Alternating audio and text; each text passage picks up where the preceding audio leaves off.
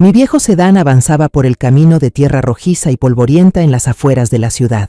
En mi corazón había una pequeña alegría, una emoción contenida de madre que está a punto de ver a su hijo.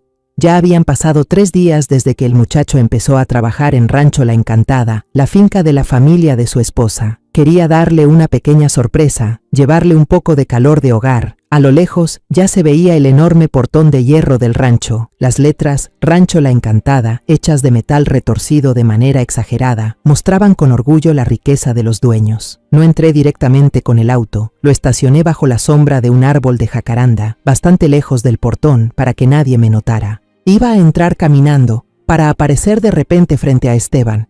Ya me había imaginado su cara de sorpresa y luego de alegría. Al acercarme al portón, de repente escuché unas risas y voces fuertes, algo estridentes, que venían del área de los establos. La curiosidad me pudo. Caminé más despacio y me escondí detrás de una de las columnas de piedra del portón. A través del hueco entre los barrotes de hierro macizo, miré con cuidado hacia adentro.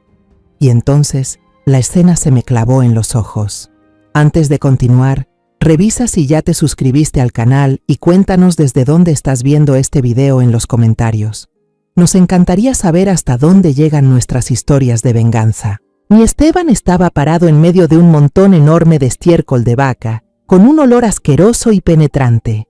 Su espalda delgada estaba encorvada, luchando por manejar una pala vieja. La camisa de rayas azules que traía puesta, la recordaba bien, era la camisa de la suerte que usó en su primera entrevista de trabajo después de graduarse, y ahora estaba empapada en sudor y sucia de lodo. Cada palada de estiércol parecía pesar toneladas, y sus brazos temblaban del esfuerzo. No muy lejos, bajo el alero, estaba mi nuera, Regina. Llevaba un conjunto deportivo de marca, y en la mano tenía un vaso con jugo frío. A su lado, un hombre que parecía el mayordomo y 2 empleados más, todos mirando a mi hijo como si estuvieran viendo una comedia. Regina dio un sorbo a su jugo y luego señaló directamente a su esposo. Su voz chillona retumbó. ¿Vieron? Ya se los dije, ese trabajo se le da mejor que nada.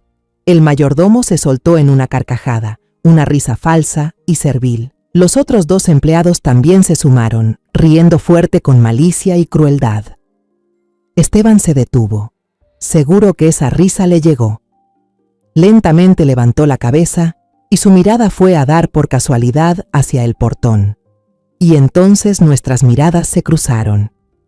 Vi en sus ojos una sorpresa brutal que en segundos se transformó en una vergüenza imposible de esconder. Era la humillación de un hombre al ser visto por su propia madre en el momento exacto en que su dignidad era pisoteada sin piedad.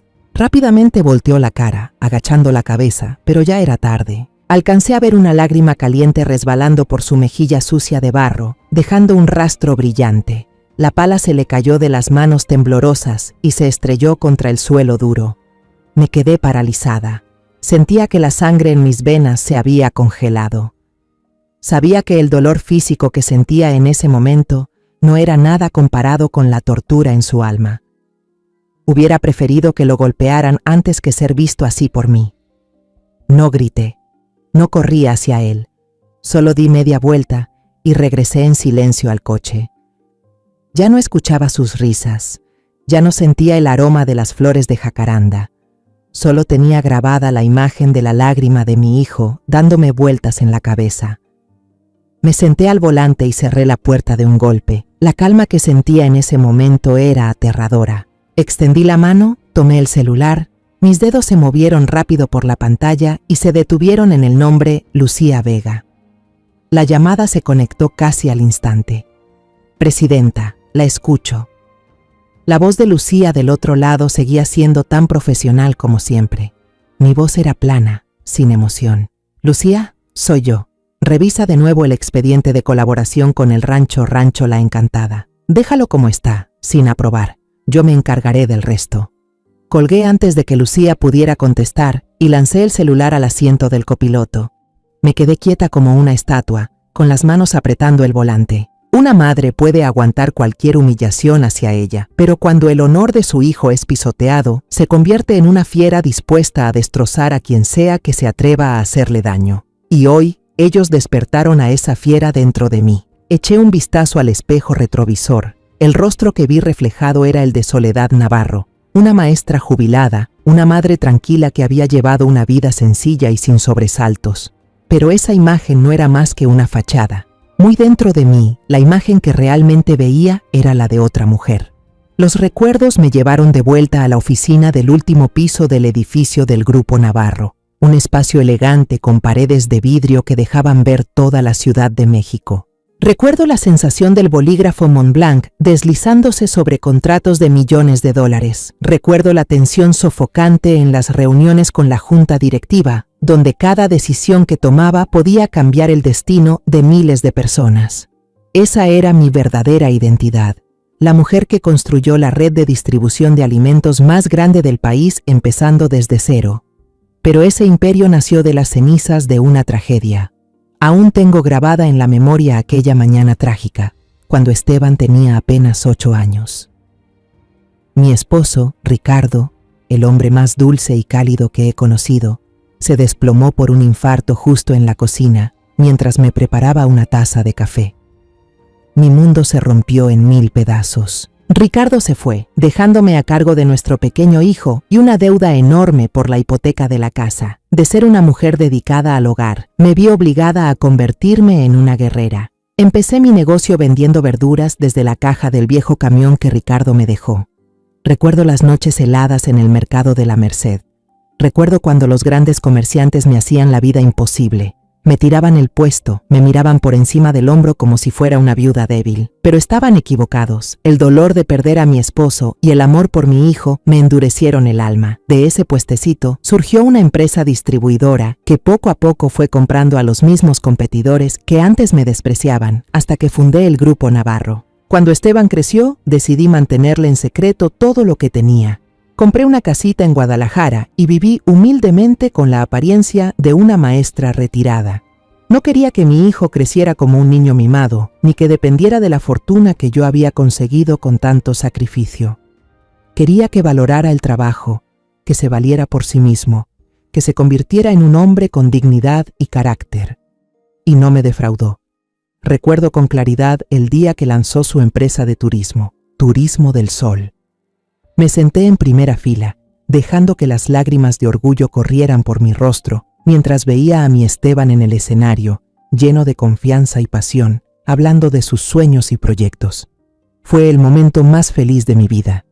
Luego, Esteban trajo a Regina a casa. Ese día, la muchacha llegó con una canasta de regalos caros, hablaba suave y se comportaba con mucha educación. No paraba de decir que nuestra humilde casa era acogedora y auténtica.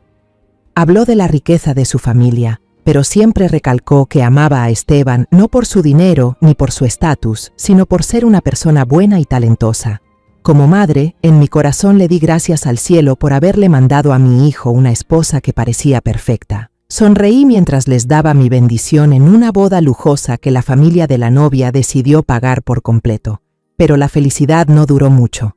La pandemia del COVID-19 llegó como un tsunami y se llevó todo por delante.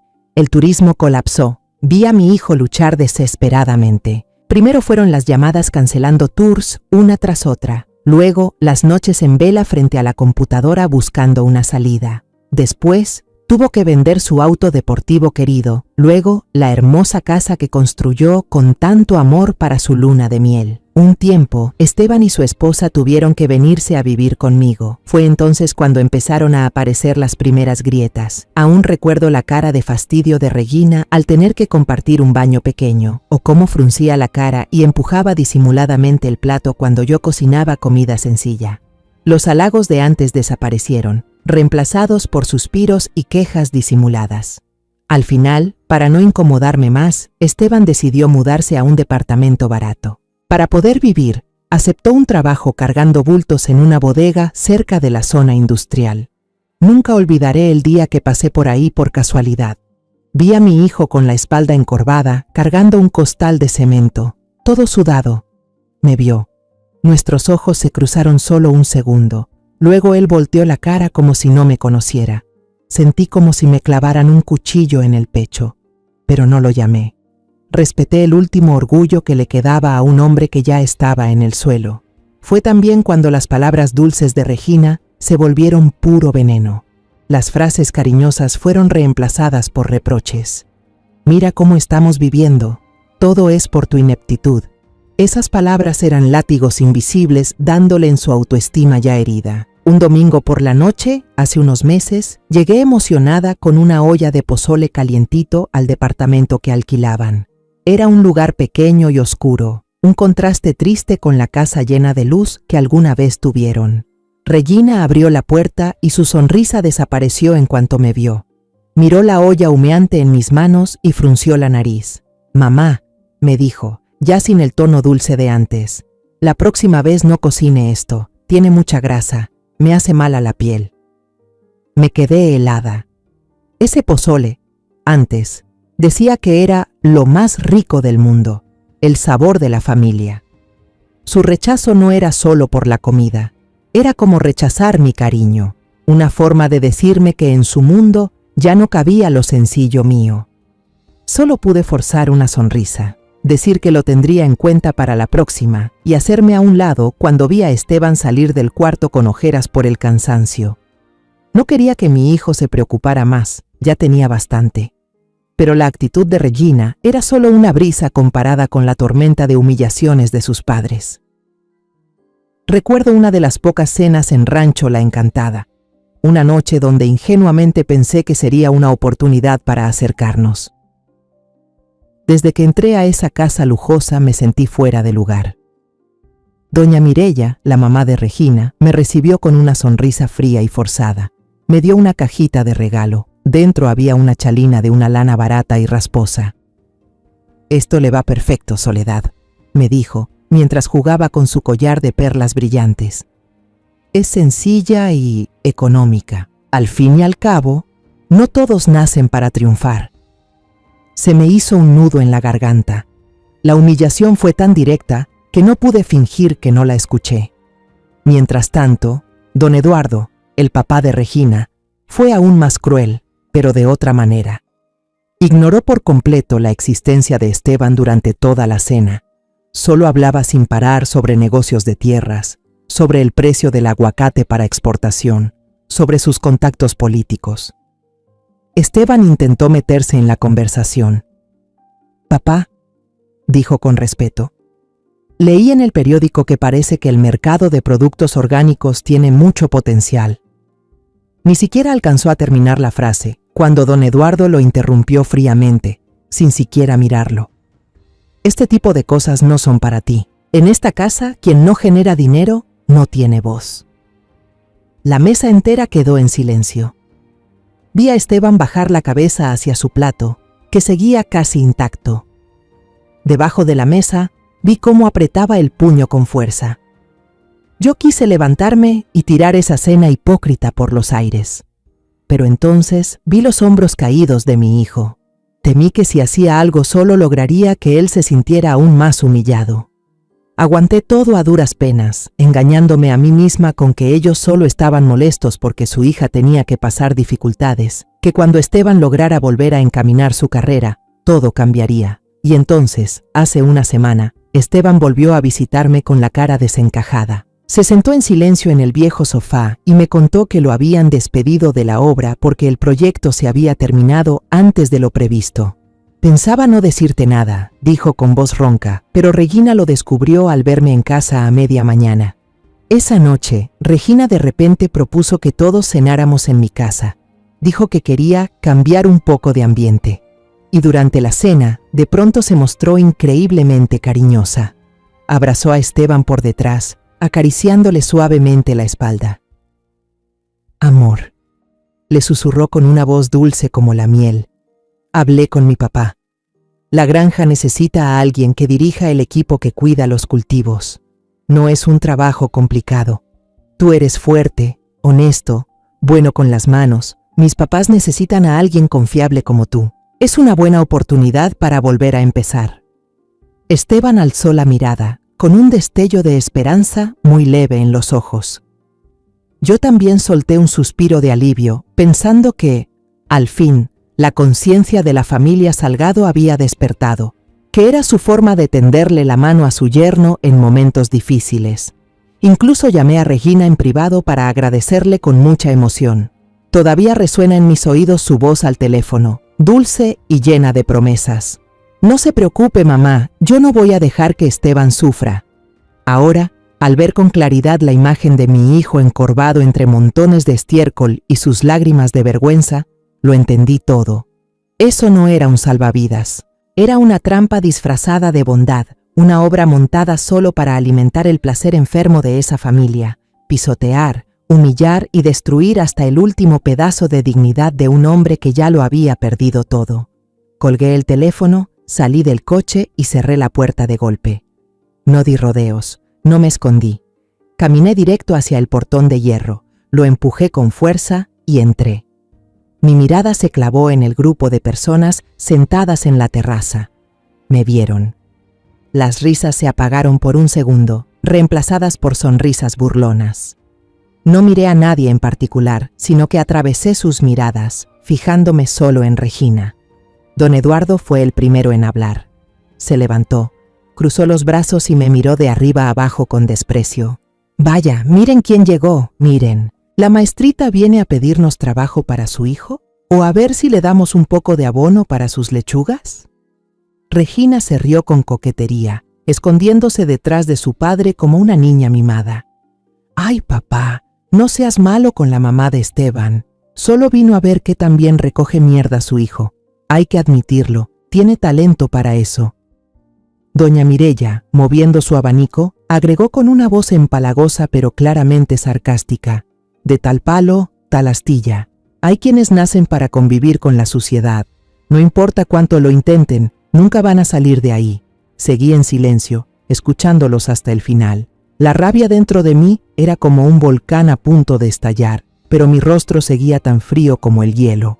Quería grabar cada palabra, cada gesto de ellos en lo más profundo de mi mente. Mi silencio parecía incomodarlos. Al no obtener la reacción que esperaban, don Eduardo perdió la paciencia. Torció la boca y dijo: «Qué lástima que Ricardo no esté aquí para ver esto, aunque tal vez sea una suerte. Debería sentirse afortunado de haberse muerto antes, así no tiene que pasar la vergüenza de ver en lo que se convirtió su hijo». La sangre me hervía. Podía aguantar que me insultaran, pero a mi esposo fallecido, a él no lo tocaba nadie. Ricardo era mi respeto, mi recuerdo más sagrado. Apreté los puños, lista para avanzar, pero antes de que pudiera dar un paso, se oyó un crash estridente. Era el vaso de vidrio de doña Mireya, que estaba sobre la mesita al lado de ella, hecho añicos en el suelo de baldosas. Todos, incluso yo, nos quedamos helados y volteamos hacia el sonido. Esteban estaba ahí, parado detrás de ellos. No sabíamos desde cuándo. Ya no estaba entre el estiércol de vaca. Todavía tenía en la mano un palo de madera pequeño que usaba para arrear el ganado, con el que había tirado el vaso. Avanzó, paso firme, sin rastro del muchacho sumiso y encorvado de antes. Se paró justo frente a mí, como un escudo. Su cara seguía manchada de barro, pero los ojos le ardían. Su voz sonó grave y firme, cada palabra clara, sin una gota de duda. «Pueden decir lo que quieran de mí, insultarme como les dé la gana, yo lo aguanto». Miró directo a don Eduardo. «Pero a mis padres no los menciona nadie en ese tono». Luego miró a Regina. Sus ojos ya no tenían amor ni dolor, solo una decepción inmensa. Alguna vez pensé que el amor sincero podía superar cualquier problema material, pero me equivoqué. Aquí no hay amor, solo arrogancia y maldad disfrazadas de dinero. No puedo seguir viviendo con una familia así, con una esposa que se divierte humillando a su marido. Finalmente, tiró el palo al suelo y declaró con voz firme: «En unos días te va a llegar la solicitud de divorcio». Terminó de hablar y no los miró más.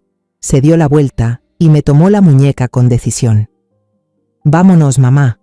Dimos la espalda y nos fuimos. Detrás, el silencio atónito fue reemplazado por unas carcajadas burlonas aún más locas que antes.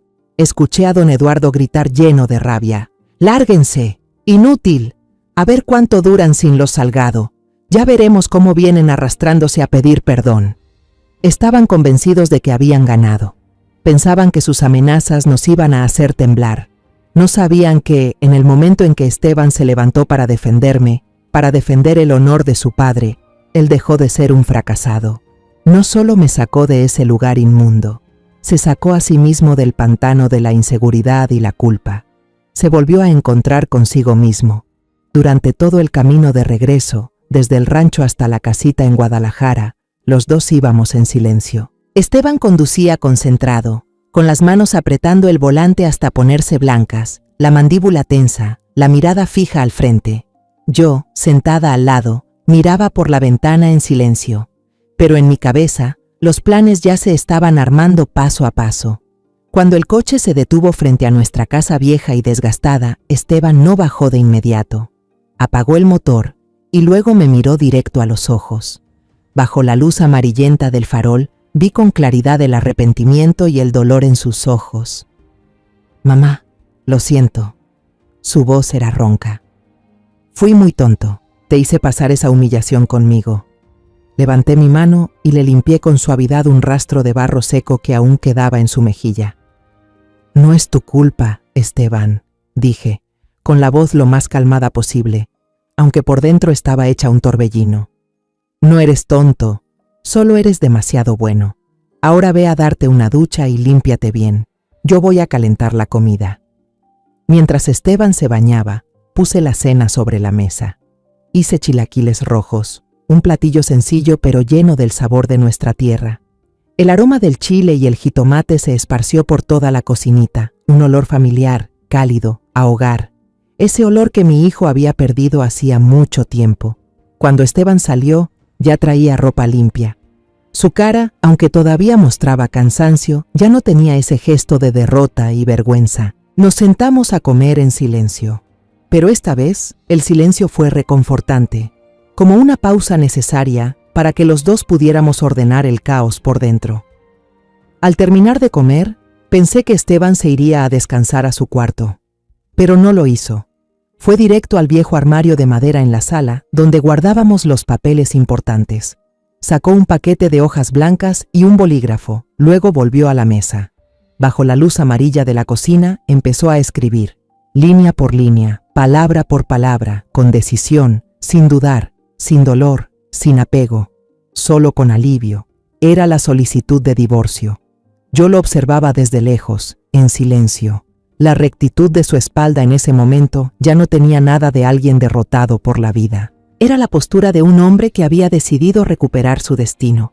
No solo estaba escribiendo un divorcio, estaba comenzando el primer capítulo de una nueva vida. Y yo sabía que era momento de actuar para ayudarle a escribir los siguientes capítulos. Me metí en silencio a mi pequeño despacho, esa habitación que Esteban siempre creyó que solo guardaba libros viejos de una maestra retirada. Nunca entró ahí por respeto a mi privacidad.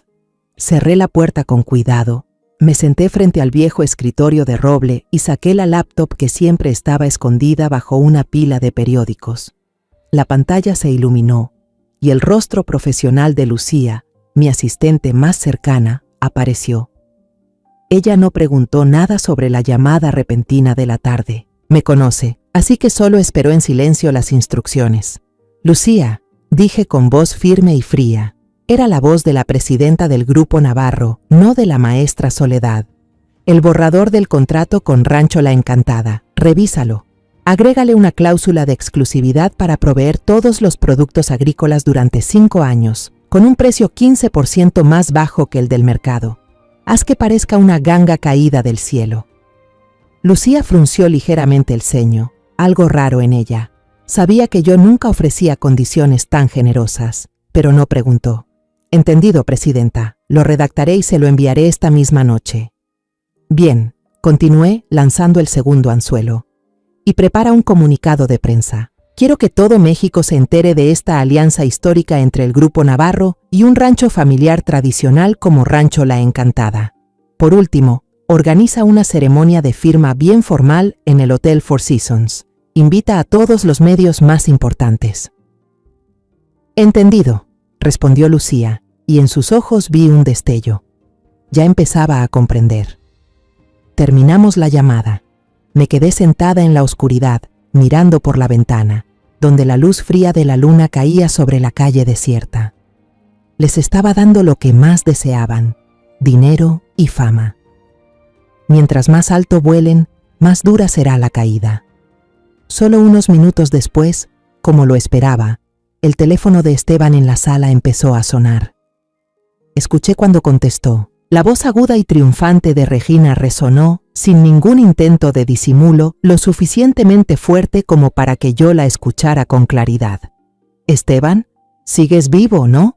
Solo llamé para darte una buena noticia, aunque no te la merezcas. Gracias a que nos deshicimos de una carga como tú, la suerte llegó a mi familia.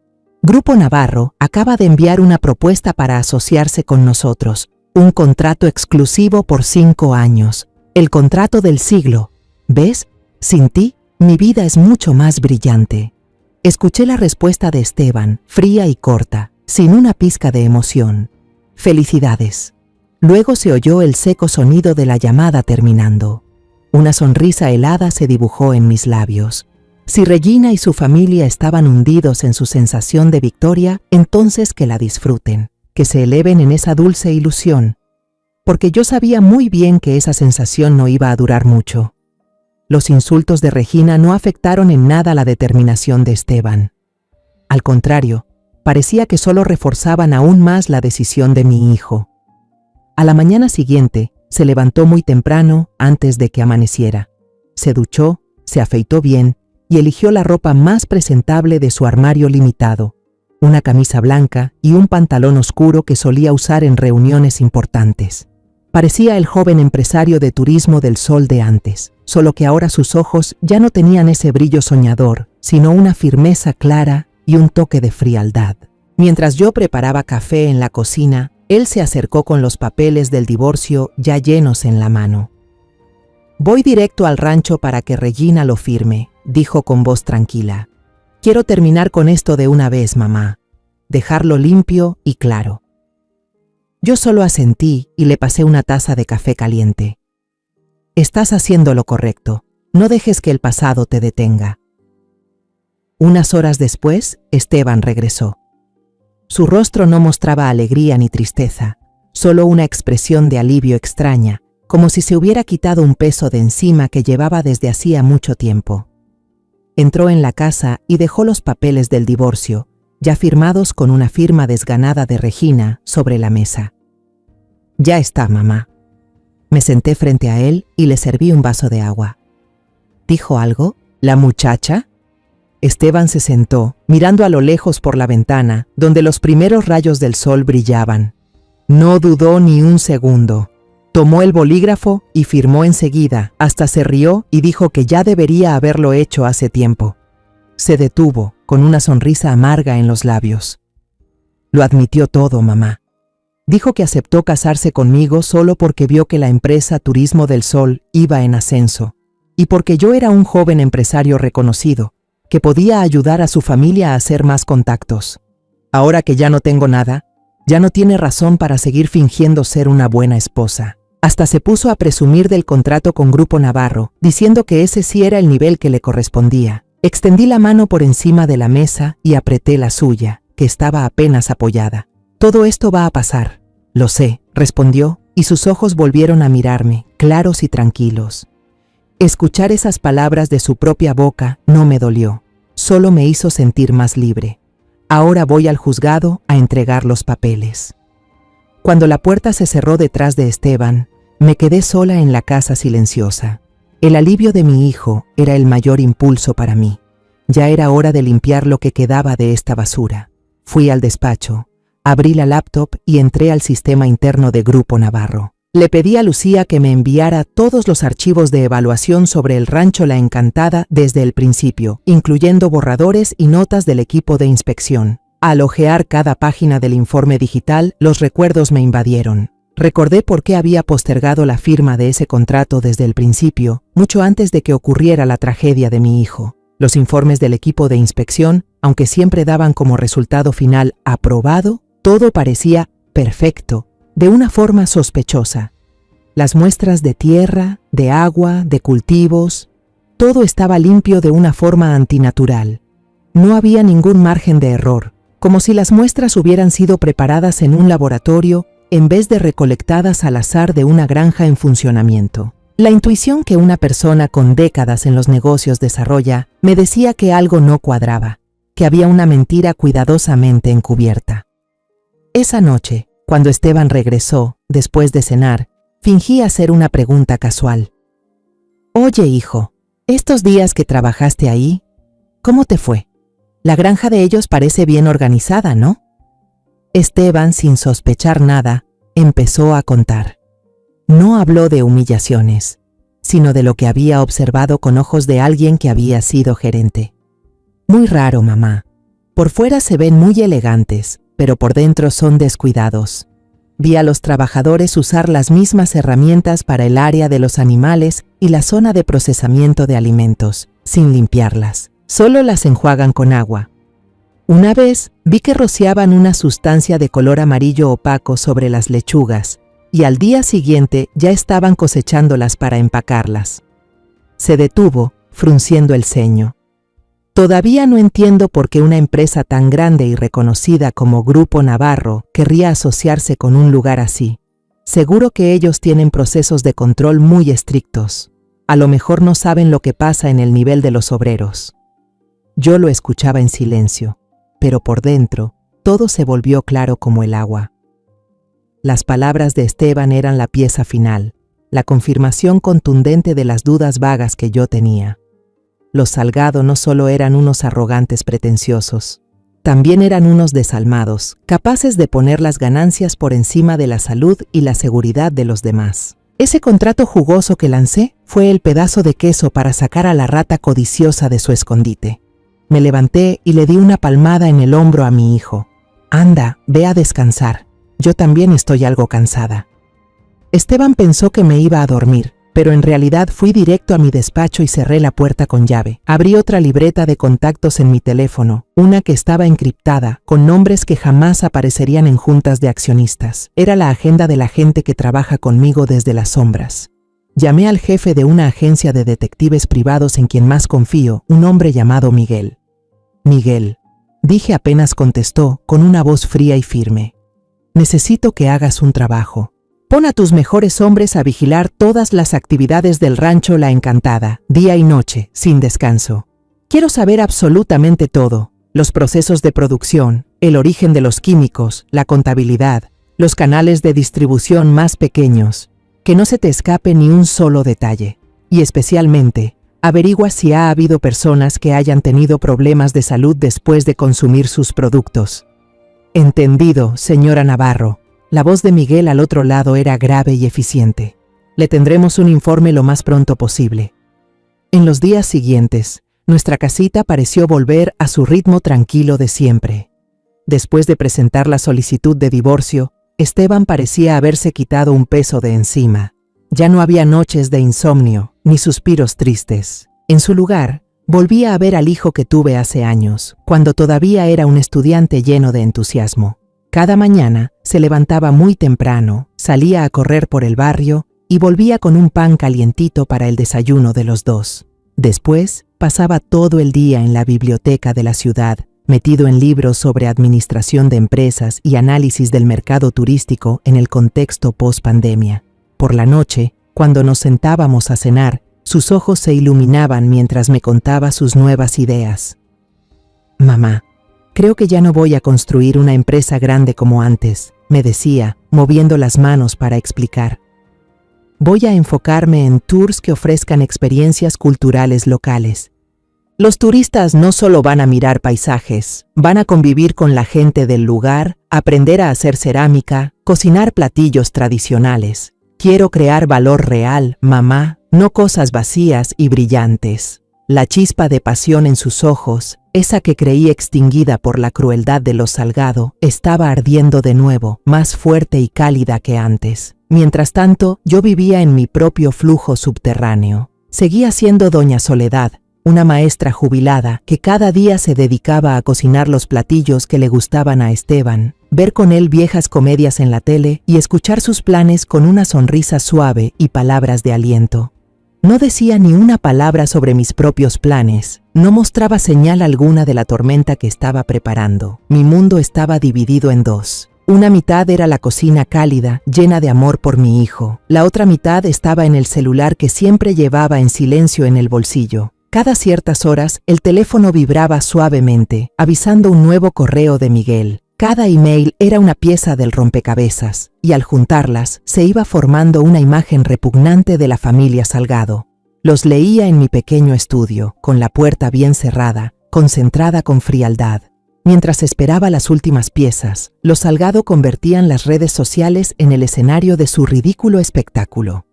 No perdían oportunidad de presumir sobre el contrato que estaban por firmar con Grupo Navarro, lo que ellos creían que era su boleto dorado para subir de nivel. Don Eduardo subía fotos dándose la mano con autoridades locales, acompañadas de una leyenda arrogante, preparándonos para un nuevo capítulo brillante junto a nuestro socio estratégico Grupo Navarro. Los fuertes siempre se encuentran. Doña Mireya era más sutil. Mostraba constantemente sus nuevas joyas de diamantes y relojes de marca, con la excusa de regalarse algo por el gran contrato. Pero la más ridícula y cruel era Regina. Como polilla que se lanza a la luz de la ostentación, publicaba fotos en resorts de 5 estrellas, en los restaurantes más lujosos. Lo peor fue una foto con una copa de champán brillante. De fondo un atardecer espectacular en la playa. El texto que la acompañaba fue un verdadero cuchillo. Por fin me libré de la deuda más grande de mi vida para disfrutar la verdadera vida. Gracias, universo, por mandar oportunidades tan increíbles. Me quedé mirando la pantalla, con el corazón impasible. Mi enojo ya había superado cualquier emoción común. Se había cristalizado, convertido en un bloque de hielo frío y filoso. Y entonces llegó el día que tanto esperaba. Tarde en la noche, cuando Esteban ya dormía profundamente, mi celular vibró por última vez. Un correo de Miguel con un asunto de solo 3 palabras en mayúsculas. Reporte final. Cerré con llave la puerta del estudio, me puse los audífonos con cuidado. No quería que se escapara ni un sonido. Abrí cada archivo adjunto con una calma escalofriante. El primero era un video grabado a escondidas. La imagen era tan nítida que daba escalofríos. Los trabajadores del rancho La Encantada estaban usando una manguera conectada a un canal estancado y sucio para lavar lechugas y tomates. Después, los empacaban con toda tranquilidad en bolsas de plástico con el logo que decía «Limpio en seguro». Sentí que el estómago se me retorcía. El segundo archivo era aún peor. La cámara oculta estaba en la zona de los corrales. Un cerdo yacía jadeando, tosiendo fuerte. Apareció el mayordomo, el mismo que se burló de mi hijo. Hizo una señal y otro trabajador se acercó a inyectarle un sedante muy fuerte al animal. El cerdo convulsionó un momento y luego quedó inmóvil, con un aspecto más tranquilo, listo para ser llevado al matadero como si fuera un producto saludable. Luego venía una serie de fotos de barriles con pesticidas prohibidos, escondidos detrás de una bodega desvencijada. Había también copias de facturas y documentos que mostraban cómo estaban distribuyendo esas verduras y carnes contaminadas en mercados populares bajo otro nombre, vendiéndolas a precios bajísimos. Miguel también adjuntó un análisis financiero preliminar. Flujos de dinero sospechosos iban directo a cuentas personales de don Eduardo y Regina, mientras que los reportes de reinversión en el rancho estaban llenos de cifras falsas. Pero fue el último archivo lo que me rompió el alma. Era el expediente de 3 familias. 3 familias humildes que terminaron hospitalizadas por intoxicación alimentaria severa después de comer carne de cerdo comprada en uno de esos mercados. Tuvieron que vender lo poco que tenían para poder pagar el tratamiento de sus hijos y, por supuesto, no contaban con dinero ni influencia suficiente para emprender una demanda contra un poder como los Salgado. Me quedé inmóvil frente a la pantalla, con los audífonos todavía transmitiendo los sollozos de una madre en la grabación de la entrevista. La rabia que sentía se mezcló con un dolor insoportable. Ya no se trataba de vengar la humillación de mi hijo. Se trataba de justicia para esas personas inocentes, personas que estaban pagando con su salud, incluso con sus vidas, por la avaricia y crueldad de los Salgado. Ya no me temblaba la mano. Con calma, copié todos los archivos a una memoria USB negra, pequeña. Creé una copia de respaldo en un servicio en la nube con máxima seguridad, Luego borré todos los rastros del computador. Guardé la USB en una cajita de terciopelo para joyas. Después me acerqué al cuadro de paisaje colgado en la pared. Abrí la puerta de la caja fuerte secreta y coloqué la caja adentro. El arma ya estaba lista. Solo quedaba esperar el día del gran final. El día del juicio por fin había llegado. Los medios llevaban toda la semana hablando del evento, presentándolo como un impulso para el sector agroalimentario del país. La ceremonia, como era de esperarse, se organizó en el Hotel Four Seasons, uno de los lugares más lujosos de Ciudad de México, el escenario perfecto para la obra que había preparado con tanto cuidado. Esa mañana elegí un vestido de seda azul marino, de corte sencillo pero confeccionado con precisión, que transmitía una elegancia discreta. Me maquillé ligeramente, recogí el cabello en un moño sobrio, parecía una maestra jubilada invitada a un evento importante. Salí a la sala, donde Esteban leía un libro. «Esteban, hijo», le hablé con suavidad. Una vieja amiga mía, que ahora trabaja en Grupo Navarro, se enteró de que ando triste por lo tuyo y tuvo el detalle de darme 2 invitaciones para la ceremonia de hoy en la tarde. ¿Me acompañas? Hace mucho que no salimos los dos, puede que nos despeje un poco. Y quién sabe, quizá hasta surja una oportunidad de trabajo. Esteban levantó la vista, frunciendo ligeramente el ceño. «Mamá, no quiero verles la cara». Su voz se volvió más grave, cargada aún del dolor. Me acerqué, me senté a su lado y le tomé la mano. Mi mano áspera le transmitía algo de calor. «Mamá lo sabe, pero no tienes que mirarlos, solo tienes que venir conmigo. No quiero ir sola a un lugar con tanta gente, me voy a sentir muy fuera de lugar». Deliberadamente fingí un poco de debilidad, un papel que ya conocía muy bien.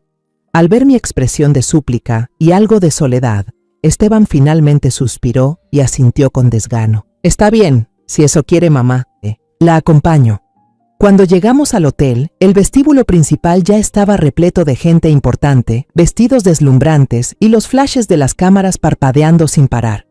En medio de ese ambiente lujoso, nosotros dos con ropa sencilla nos veíamos algo desentonados. Pero a mí no me importaba. Mis ojos dieron una vuelta rápida por el lugar y se detuvieron en Lucía. Estaba parada en la entrada, con un traje gris de oficina que imponía respeto, hablando con el equipo de seguridad. Nuestras miradas se cruzaron por un momento.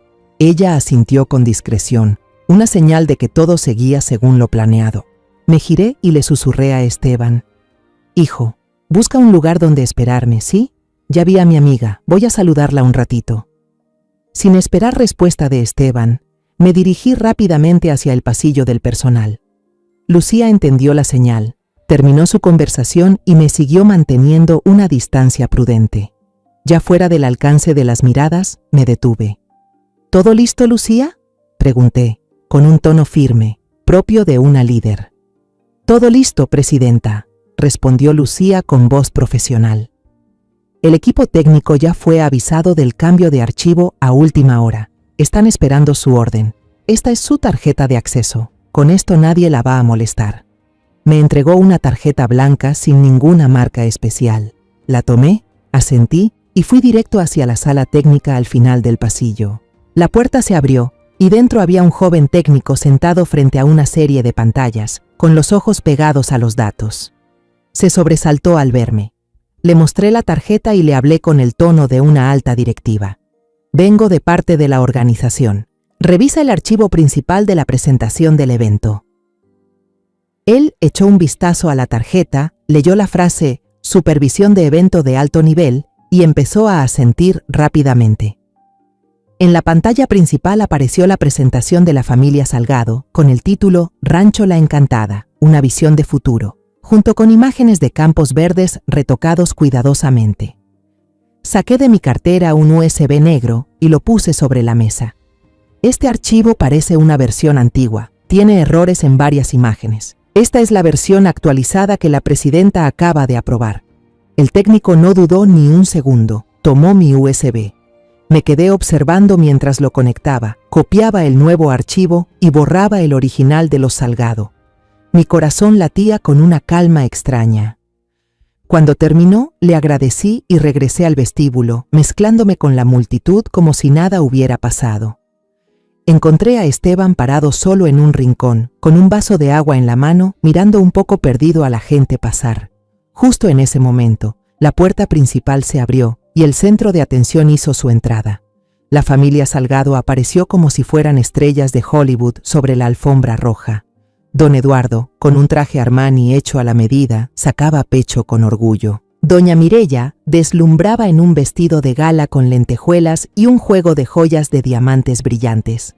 Y Regina parecía una princesa con su vestido rojo encendido de Chanel, altiva y hermosa de una manera cruel.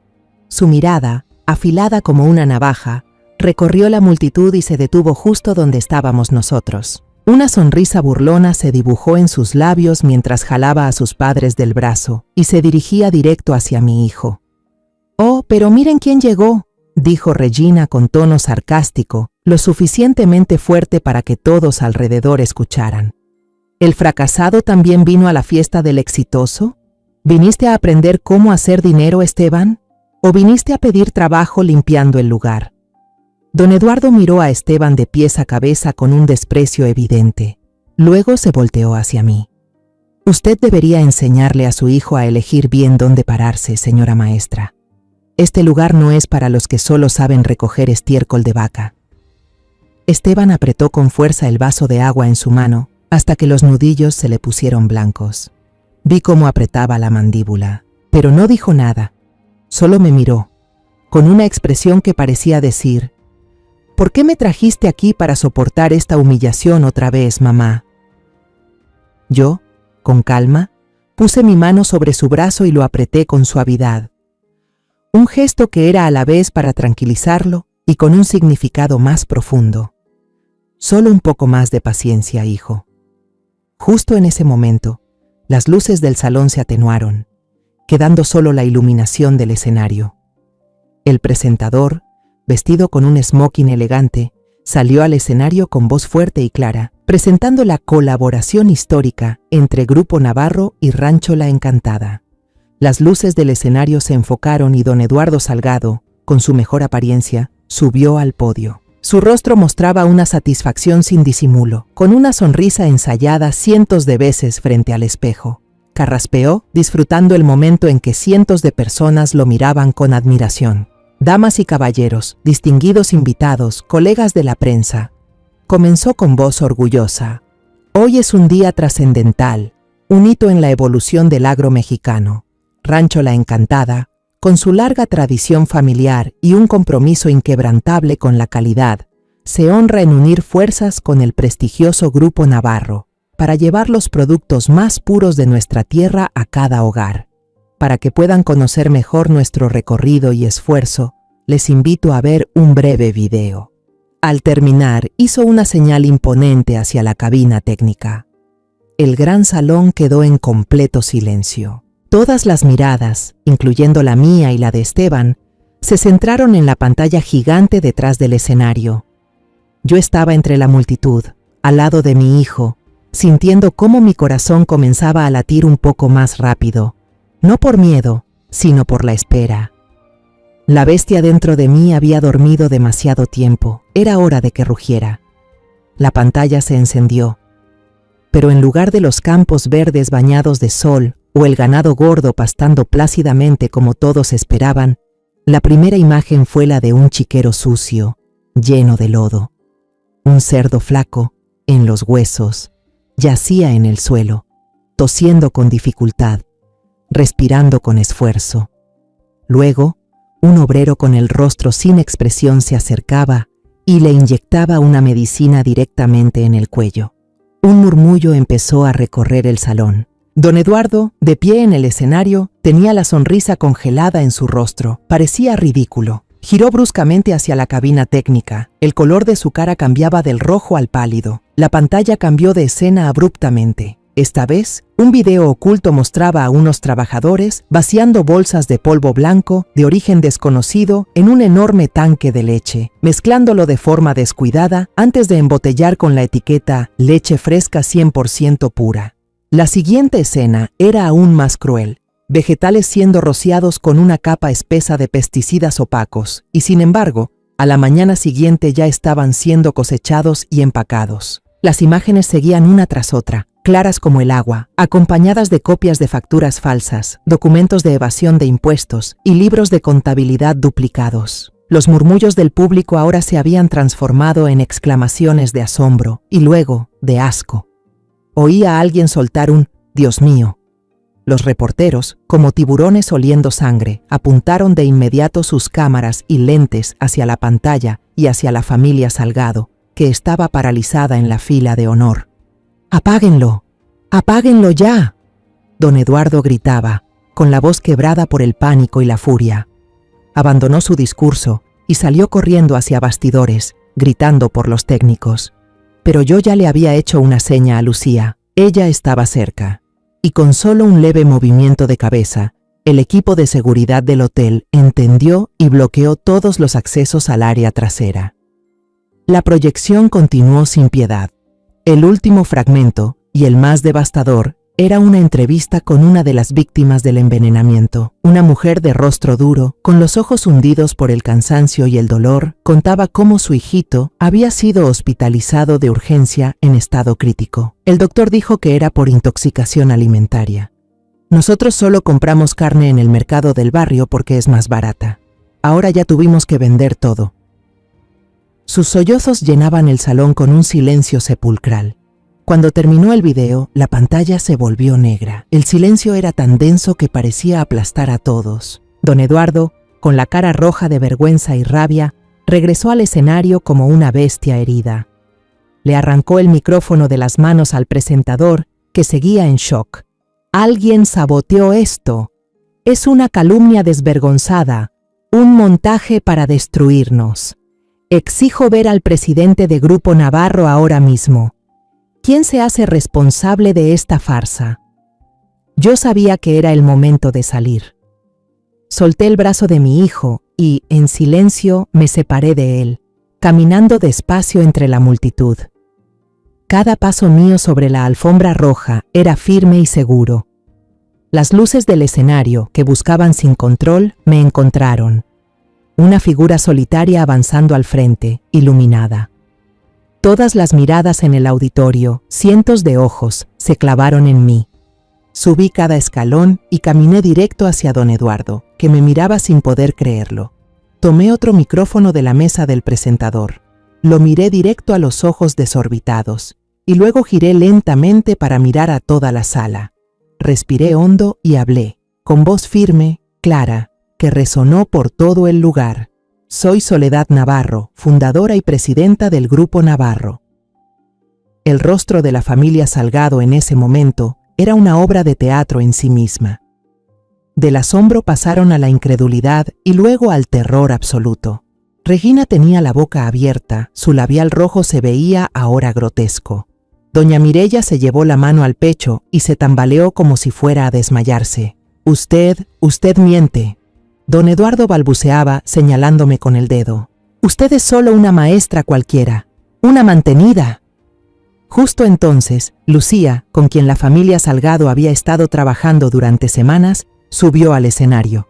Se paró a mi lado, me miró y se inclinó respetuosamente. «Señora presidenta». Solo esa acción, ese título, fue la confirmación más contundente, que aplastó cualquier duda.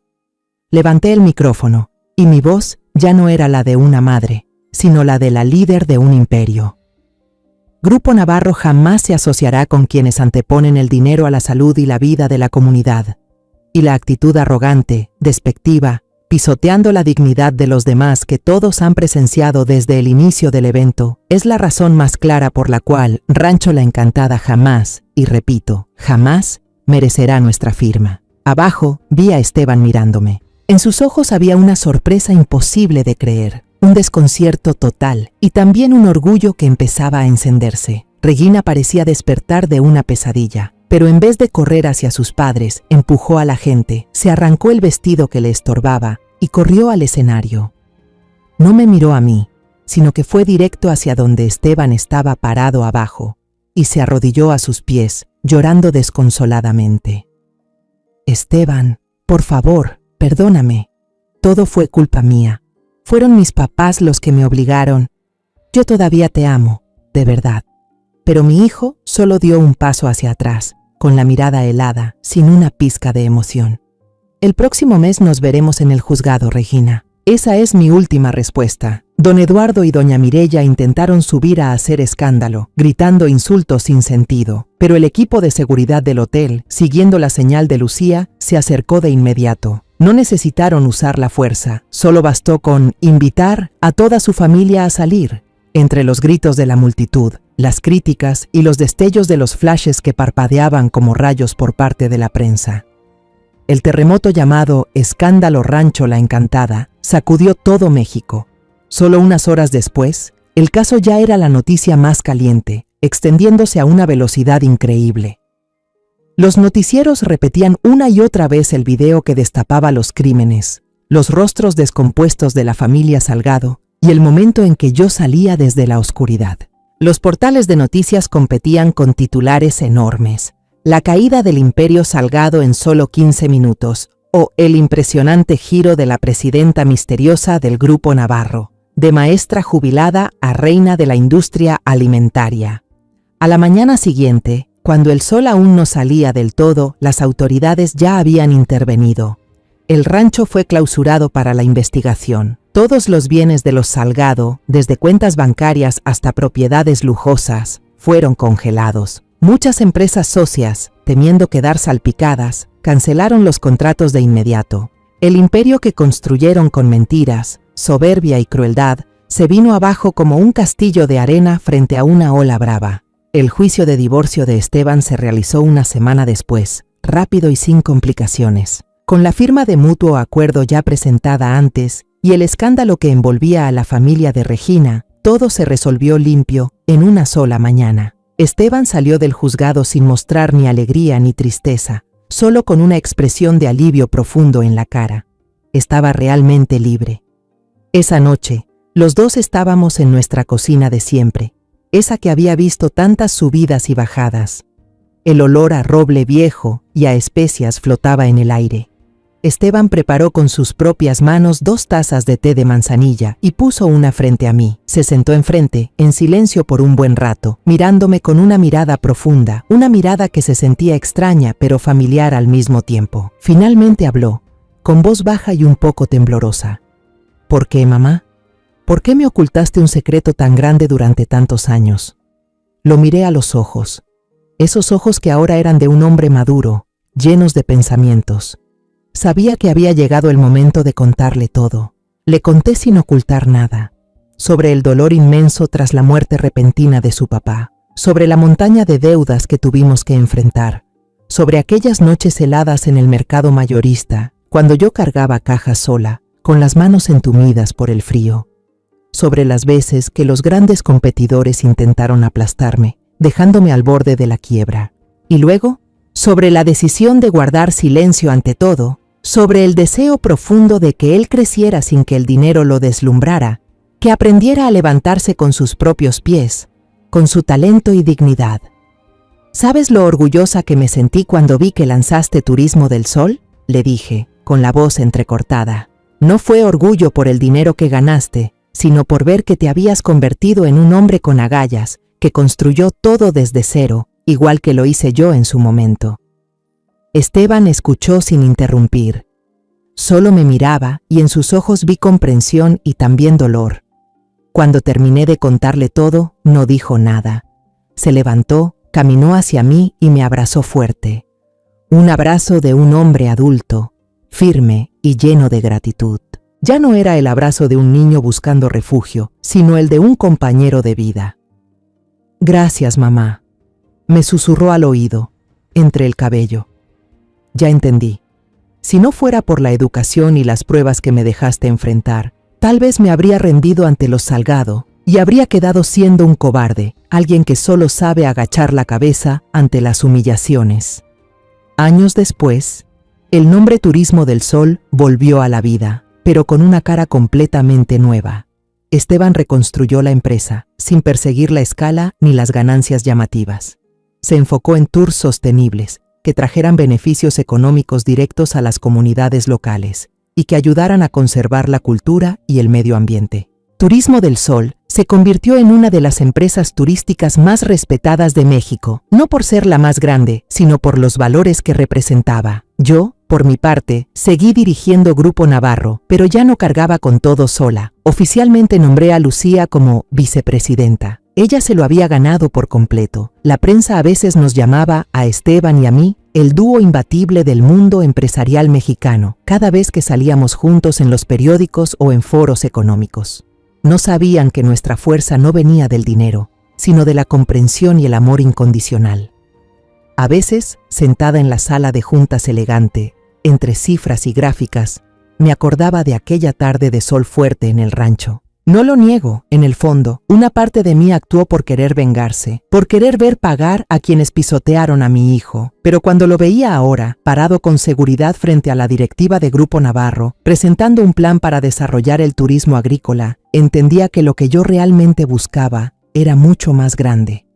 No quería solo venganza, quería devolverle el honor a mi hijo, ese niño que crié con todo mi amor y también con toda mi exigencia. Devolverle el honor al esposo fallecido que tanto amé, el que estaría sonriendo orgulloso al ver que su hijo se había convertido en un verdadero hombre. Y al final, devolverme el honor a mí misma, una mujer, una madre, que hizo todo lo posible por proteger lo más sagrado que tenía. Si alguna vez te han menospreciado por tu origen, si te han insultado por no tener dinero, o si has visto cómo destruyen la dignidad de alguien que amas, recuerda que no estás sola. Yo también pasé por eso, pero justo en el momento en que me sentí más débil fue cuando redescubrí quién era de verdad, una madre, una guerrera y la autora de una historia de venganza que no necesitó cuchillos ni sangre, sino inteligencia, constancia y un corazón que no se rinde jamás. No cuento este camino para que me admiren ni me aplaudan. Lo cuento para que quienes están sufriendo encuentren el valor de levantarse. No dejes que otros definan tu valor. No te calles cuando la verdad necesita salir a la luz. Usa el dolor para construir tu fuerza. Y si ahora estás en el fondo, acuérdate, todavía puedes levantarte y recuperar tu voz desde este mismo momento. La historia que acabas de escuchar ha cambiado los nombres y lugares para proteger la identidad de los involucrados. No la contamos para juzgar, sino con la esperanza de que alguien escuche y se detenga a pensar. ¿Cuántas madres están soportando en silencio dentro de su propia casa? De verdad me pregunto, si tú estuvieras en mi lugar, ¿qué harías? ¿Te quedarías callada para no causar problemas o tendrías el valor de enfrentar todo para recuperar tu voz? Quiero saber tu opinión sobre esta historia de historias que duelen o cualquier sugerencia para mejorar nuestro contenido. Dios siempre bendice y estoy segura de que el coraje nos llevará a días mejores. Ahora, en la pantalla final, te dejaré 2 de las historias más queridas del canal. Creo que te van a sorprender. Gracias por haberte quedado conmigo hasta este preciso momento.